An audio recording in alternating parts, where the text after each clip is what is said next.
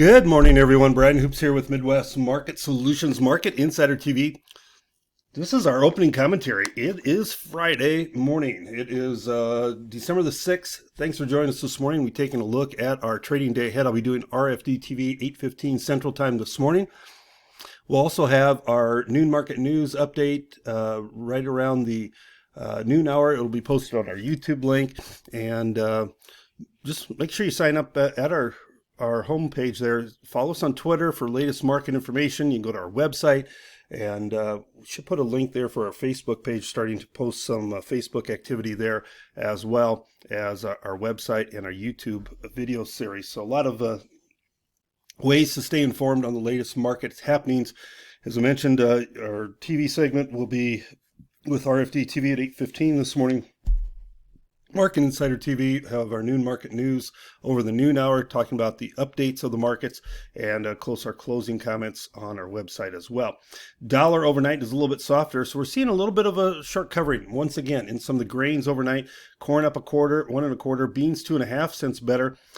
Meal and oil share, you see some spread activity with meal under pressure, oil a little bit higher, and wheat's 1 to 2 cents better. So these are not big moves in the grain markets. We saw a little better rally yesterday attempt and a little follow through this morning, but it's pretty muted with weather in South America looking good.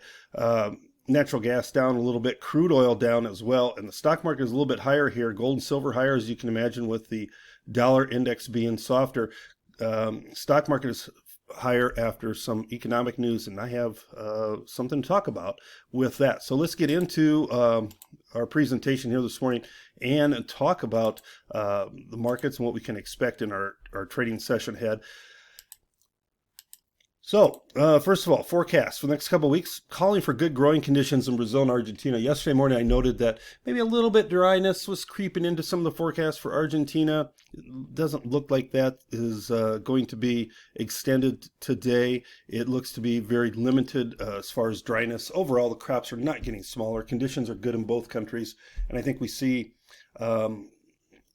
conditions improve next week in both Brazil and Argentina. Argentina updated their planting progress, and soybean is 54% done. That's 1% ahead of the average. Corn planting 60% done, 3% ahead of the average. Very similar to last year's pace. Certainly not a concern as far as planting progress goes or anything. We noted that meal was down. That's an indication that trade believes we'll have a big soybean crop out of Argentina and a lot of exports coming out of that country.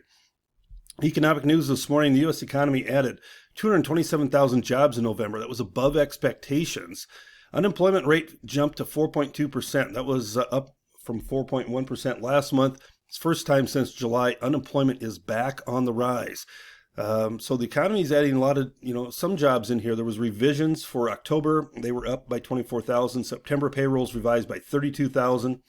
And overall, this was a pretty decent report. This was a little bit above expectations. We see the stock market slightly higher in reaction to it this morning. So not a lot of news for the grains to trade off of. I think we do see a little bit more short covering in here with the U.S. dollar being softer and with maybe a little pre-weekend concerns about South American weather. And then we'll trade that weather Sunday night when we come back from a couple-day break.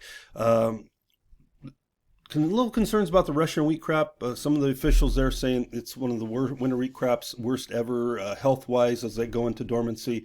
Of course, things can change over the winter and into the spring time frame, just like they can here in the U.S. As far as the cattle market goes, today's option expiration for the December live cattle contracts, and then first notice day is Monday the 9th for December cattle. We do have a supply and demand report on the 10th on Tuesday. It's probably not going to be much of a market mover. I think really the only change we see is corn exports improved and ending stocks slightly lower. So that'll support the corn market.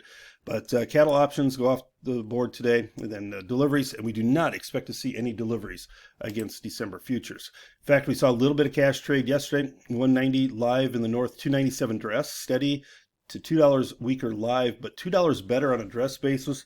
We see bids at 190. That would be steady with last week, and asking prices are 192 to 194. December futures are about 187 on the close yesterday. That means there's virtually no chance right now of any type of deliveries.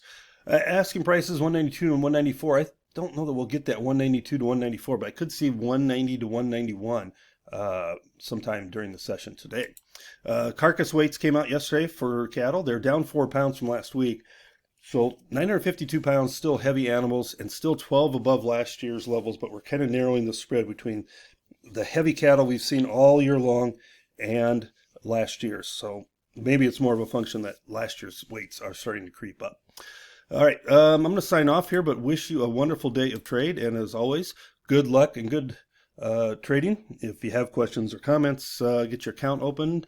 You can do that at MidwestMarketSolutions.com or give us a call. You'll find a list of all of our offices at our website. Have a great day, good luck, and we'll talk to you soon.